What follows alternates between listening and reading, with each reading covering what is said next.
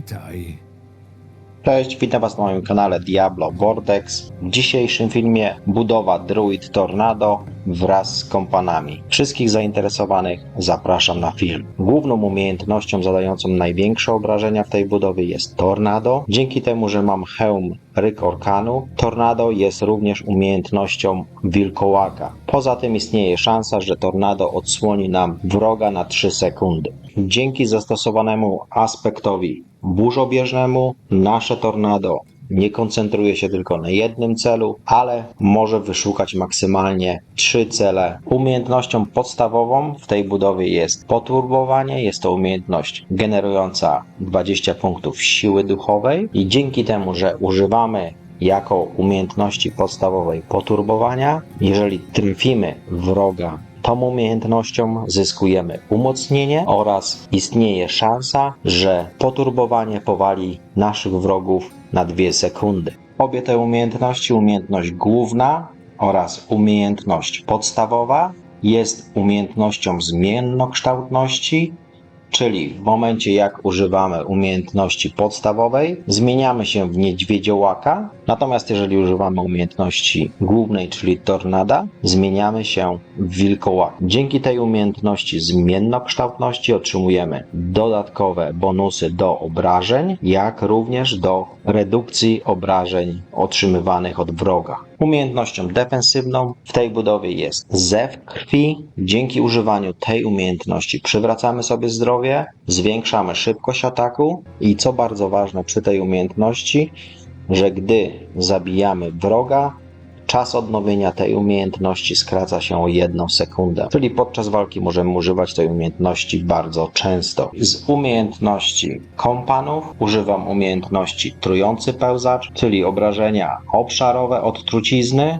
oraz unieruchomienie wroga. Następną umiejętnością kompanów to jest umiejętność kruki. Używając tej umiejętności możemy wskazać dowolny obszar na ekranie, na przykład ze skupiskiem Elite, i w tym miejscu pojawi się stado kruków, które będą zadawać określoną ilość obrażeń. Poza tym, jeżeli zaatakujemy w ciągu 6 sekund wrogów, którzy wcześniej byli zaatakowani przez kruki, otrzymamy premię do szansy na trafienie krytyczne. I ostatnią, trzecią umiejętnością kompanów są wilki. W przypadku tej budowy mam 3 wilki, którzy przez cały czas towarzyszą mi w walce. Mogę również rozkazać wilkom, aby skupiły atak na jednym wrogu. Odblokowałem 58 rangę rzemieślnika oraz ukończyłem bez śmierci podziemia koszmarów o randze 100. I w tym momencie pokażę Wam krótką wstawkę, jak ukończyłem podziemia o randze 100 i doły o randze 55.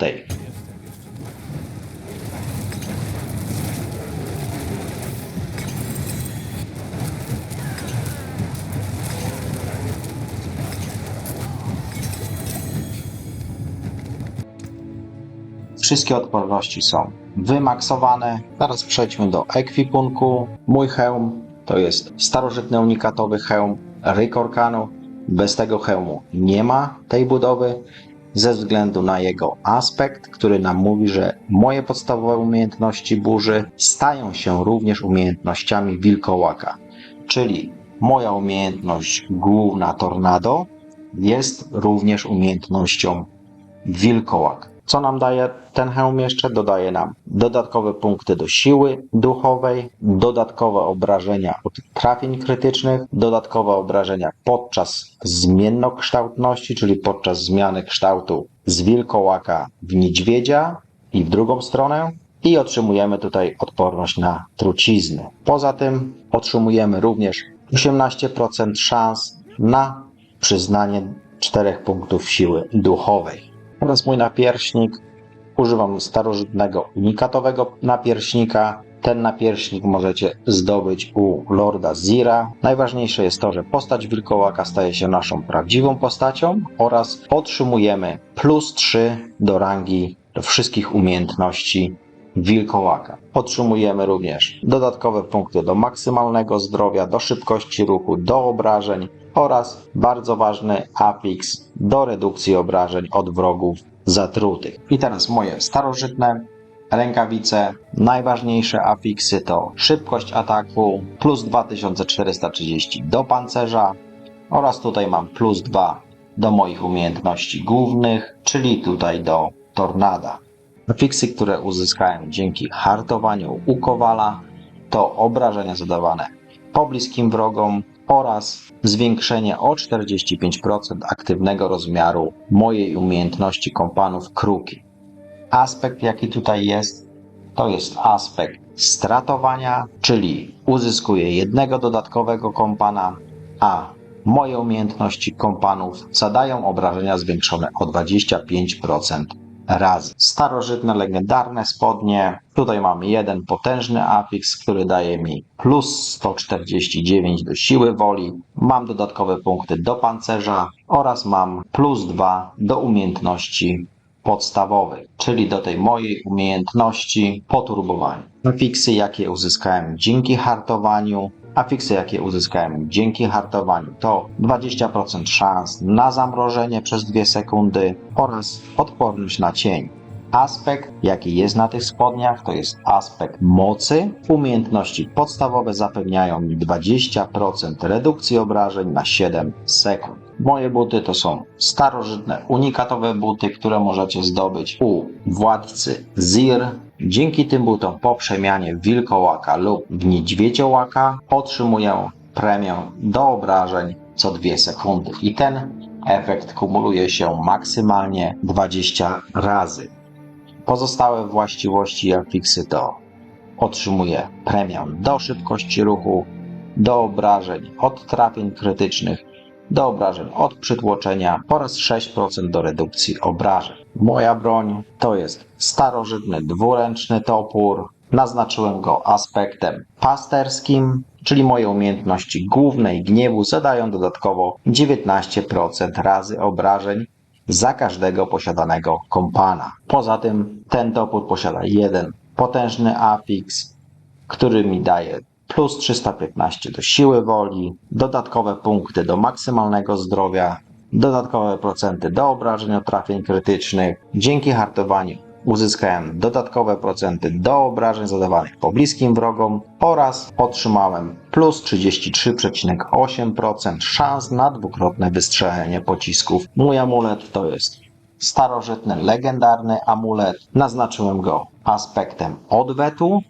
czyli moje umiejętności główne zadają obrażenia zwiększone maksymalnie o 45% razy w oparciu o moje umocnienie zdrowia. Ta budowa jest nastawiona również na bardzo wysoki poziom generowania umocnienia. Pozostałe afiksy bardzo ważne dla mnie, czyli afiksy do mobilności postaci. Dzięki tym afiksom do szybkości ruchu ten druid nie jest wolny, może w bardzo szybki sposób unikać obrażeń obszarowych lub obrażeń z dystansu. Poza tym mam tutaj również 10% do szybkości ataku, dodatkowe procenty do szansy na trafienie krytyczne. Mój pierścień, czyli starożytny, legendarny pierścień naznaczony aspektem przyspieszającym, czyli trafienia krytyczne umiejętnościami głównymi zwiększają moją szybkość ataku o 25% plus na 5 sekund. Pozostałe afiksy, dodatkowe punkty do siły woli, dodatkowe procenty do szansy na trafienie krytyczne, bardzo ważny afiks na pierścieniach, dodatkowe procenty do obrażeń trafień krytycznych, afiksy uzyskane dzięki hartowaniu, dodatkowe procenty do obrażeń zadawanych pobliskim wrogom oraz dodatkowe procenty do generowania mojej siły woli, czyli zasobu. Drugi pierścień, również starożytny, legendarny pierścień. Ten pierścień naznaczyłem aspektem burzobieżnym, czyli tornado wyszukuje maksymalnie 3 cele. Pozostałe afiksy to afiksy do siły woli, do szybkości ataku, do obrażeń od trafień krytycznych. Afiksy uzyskane dzięki hartowaniu to do obrażeń zadawanych pobliskim wrogom oraz do generowania siły woli. Teraz przejdę do duchowych darów, czyli w duchowych darach od jelenia mam zaznaczoną ostrożność, czyli otrzymuję o 15% mniejsze obrażenia od elit. Drugie duchowe dary, tutaj przyznałem w sumie 2 punkty, to są duchowe dary od orła. I tutaj wybrałem żelazne pióro, czyli uzyskałem premię 14% razy do maksymalnego zdrowia oraz ulotny gniew, czyli uzyskałem premię 30% razy do obrażeń od trafień krytycznych.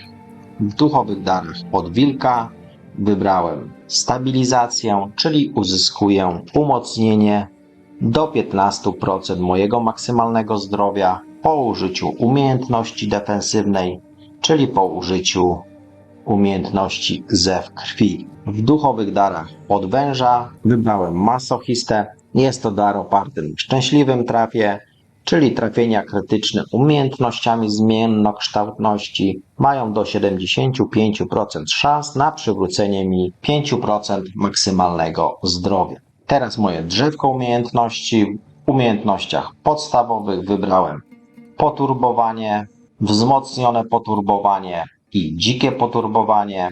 Dzięki tej umiejętności zmieniam się w niedźwiedziołaka, uzyskuję dodatkowe umocnienie oraz jest szansa, że powalę wrogów na 2 sekundy. W umiejętnościach głównych oczywiście wybrałem tutaj tornado. Moje tornado jest na randze 10. Uznałem tutaj 5 punktów, z czego dodatkowe 5 to jest z udziału przedmiotów. Następnie przyznałem 1 punkt na wzmocnione tornado, czyli uzyskuję szansę na stworzenie dodatkowego tornada i szaleńcze tornado. Dodatkowa szansa, że wrogowie, którzy zostaną trafieni tornadem, zostaną również odsłonięci na 3 sekundy. Odsłonięci wrogowie to są tacy, którzy otrzymują obrażenia zwiększone o 20%. W umiejętnościach pasywnych z umiejętności głównych wybrałem na +1 serce dziczy i tutaj na +3 dzikie impulsy, czyli moje umiejętności główne zużywają więcej siły duchowej, ale również zadają większe obrażenia. Pozostałe umiejętności pasywne w umiejętnościach głównych to na +3 instynkt drapieżnika, czyli moja szansa na zadanie pobliskim wrogom trafienia krytycznego jest zwiększona o 6% plus oraz na +3 żelazne futro pod postacią niedźwiedziołaka. Uzyskuję premię do redukcji obrażeń i ta premia utrzymuje się przez 3 sekundy po wyjściu z tej postaci niedźwiedziołaka. Czyli przemieniam się w niedźwiedziołaka w momencie, jak używam umiejętności podstawowej poturbowania. W umiejętnościach defensywnych mam tutaj wybraną umiejętność zew krwi, wzmocniony zew krwi oraz zachowawczy zew krwi. Czyli dzięki tej umiejętności otrzymuję zdrowie, otrzymuję również większą szybkość ataku. Z umiejętności pasywnych w umiejętnościach defensywnych mam wybraną umiejętność harp przodków na +1, czyli moje odporności są zwiększone o 5% plus oraz na +3 czujność, czyli uzyskuję 15% premii do redukcji obrażeń po użyciu umiejętności zew krwi. W umiejętnościach kompanów mam wybraną umiejętność wilki, które towarzyszą mi przez cały czas podczas walki. Mam w sumie 3 wilki, trujący pełzacz, obrażenia obszarowe, od zatrucia i unieruchomienie wrogów. Oraz ostatnia umiejętność kompanów to są kruki, wzmocnione kruki, czyli premia do szansy na trafienie krytyczne oraz brutalne kruki, czyli co jakiś czas podczas walki pojawiają się dodatkowe kruki, które atakują wrogów. W umiejętnościach gniewu mam wybrane tylko umiejętności pasywne i są to neurotoksyna na +1, czyli zatruci wrogowie zostają również spowolnieni o 8%. Na +3 mam toksyczne pazury, czyli moje trafienia krytyczne wywołane przez umiejętności wilkołaka zadają 23% swoich obrażeń podstawowych w postaci obrażeń od zatrucia w ciągu 4 sekund. Na +3 również mam zatrucie jadem, czyli ja i moi kompani, uzyskujemy dodatkową premię od trafień krytycznych zadawanych zatrutym wrogom. W mocach specjalnych mam wybrane tylko umiejętności pasywne i tutaj na +3 mam śmiałość, czyli umiejętności magii natury zadają wrogom elitarnym obrażenia zwiększone o 12%. Moją umiejętnością magii natury jest moja umiejętność główna Tornado. I na +3 krąg życia, umiejętności magii natury, moje Tornado, które zużywają siłę duchową, przywracają mi również zdrowie. Następną umiejętnością pasywną w mocach specjalnych jest postawa obronna na +1, czyli otrzymuję dodatkowe umocnienie ze wszystkich źródeł, na +1 gruboskórność, kiedy zostanę ogłuszony, unieruchomiony, powalony, uzyskuję dodatkowe umocnienie i na +3 determinacja natury, czyli mam 15% szans na umocnienie równe 4% maksymalnego mojego zdrowia. Następne umiejętności pasywne to szybka przemiana na +3, kiedy używam zmiennokształtności, czyli jak używam umiejętności podstawowej, następnie umiejętności głównej, zadaję obrażenia w tym momencie zwiększone o 3% razy przez 8 sekund, maksymalnie do 18% razy. Wyostrzone zmysły na +3, kiedy używam zmiennokształtności, by przemienić się w niedźwiedziołaka, czyli w momencie jak używam mojej umiejętności podstawowej, zyskuję dodatkowe procenty do redukcji obrażeń, a kiedy w wilkołaka zyskuję dodatkową premię do szybkości ruchu. I na +1 mam hard natury, czyli zmiennokształtność zapewnia mi dodatkowe umocnienie. Z kluczowych mocy pasywnych mam wybrany Amok Bestii. Po spędzeniu co najmniej 2 sekund pod postacią wilkołaka otrzymuję dodatkową premię do szybkości ataku. Natomiast po spędzeniu co najmniej 2 sekund pod postacią niedźwiedziołaka zadaję obrażenia o 50% razy większe przez 15 sekund. Moje tablice mistrzostwa. Tablica podstawowa. W gnieździe glifu umieściłem glif Terytorium, który daje mi dodatkowe obrażenia zadawane pobliskim wrogom oraz uzyskuję premię do redukcji obrażeń od pobliskich wrogów. Tablicą numer 2 jest tablica Wzmożona Nikczemność. W gnieździe glifu umieściłem glif Ziemia i Niebo. Ten glif zapewnia mi premię do wszystkich magicznych węzłów w zasięgu, czyli do tych wszystkich niebieskich. Uzyskałem dzięki temu dodatkowe obrażenia zadawane wrogom zatrutym oraz dodatkową redukcję obrażeń od wrogów w stanie zatrucie. Poza tym moje umiejętności magii natury, czyli moje Tornado, zadaje dodatkowe obrażenia wrogom o ograniczonej kontroli lub wrogom odsłoniętym. Odblokowałem również tutaj na tej tablicy legendarny węzeł Wzmożona Nikczemność, czyli kiedy w pobliżu znajduje się co najmniej 3 zatrutych wrogów, zadaje dodatkowe obrażenia zwiększone o 45% razy. Moją trzecią tablicą mistrzostwa jest tablica Młot Błyskawic. Odblokowałem tutaj legendarny węzeł, czyli moje umiejętności burzy, moje Tornado zadaje zwiększone obrażenia o 20% razy moich premii do obrażeń zadawanych pobliskim i odległym wrogom. Moja aktualna premia do obrażeń to jest 117% razy. W gnieździe glifu umieściłem glif Przewaga, czyli to jest glif, który daje mi dodatkową premię do wszystkich rzadkich węzłów, czyli do tych żółtych węzłów w zasięgu.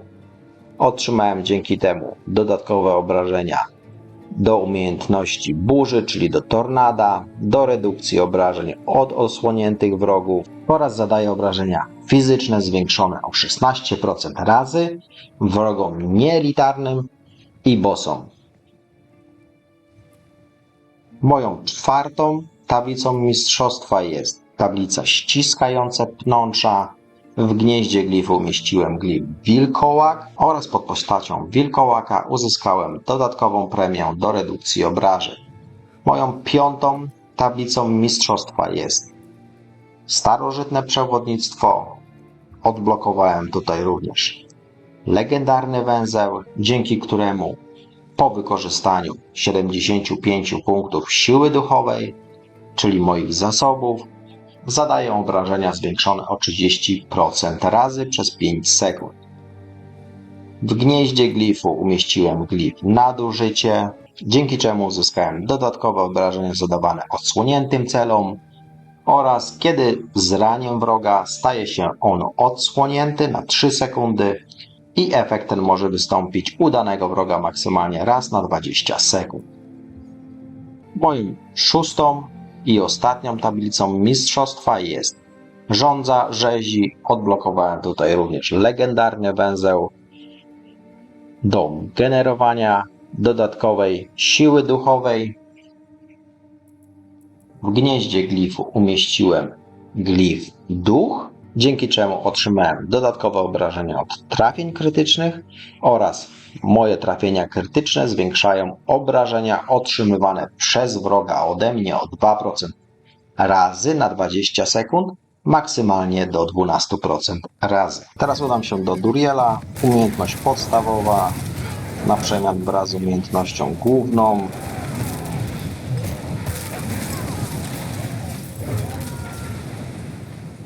Przechodzę do głównej komnaty.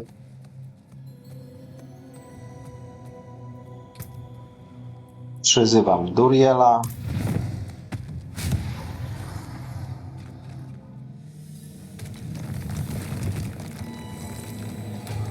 Nakazuję wilkom, żeby zaatakowały teraz. Pojawił się Duriel, pełzacz, kruki. Szybkość ataku zwiększona dzięki umiejętności defensywnej i po Durielu. Jestem teraz na piekielnym przepływie przy przeklętym ołtarzu. Uruchomię teraz ten ołtarz. I za chwilę mi się pojawi mini demon piekielnego przepływu. Umiejętność podstawowa na przemian z umiejętnością główną, czyli generowanie tych tornad. Podstawowa do generowania siły woli. Jak jest więcej wrogów, mogę użyć pełzacza, zatruwa, unieruchamia.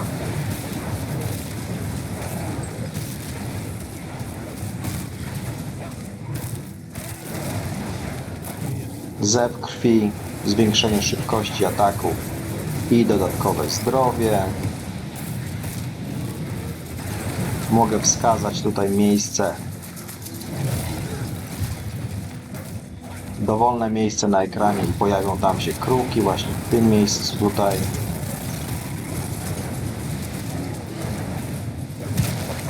O, i mamy krwawą pannicę.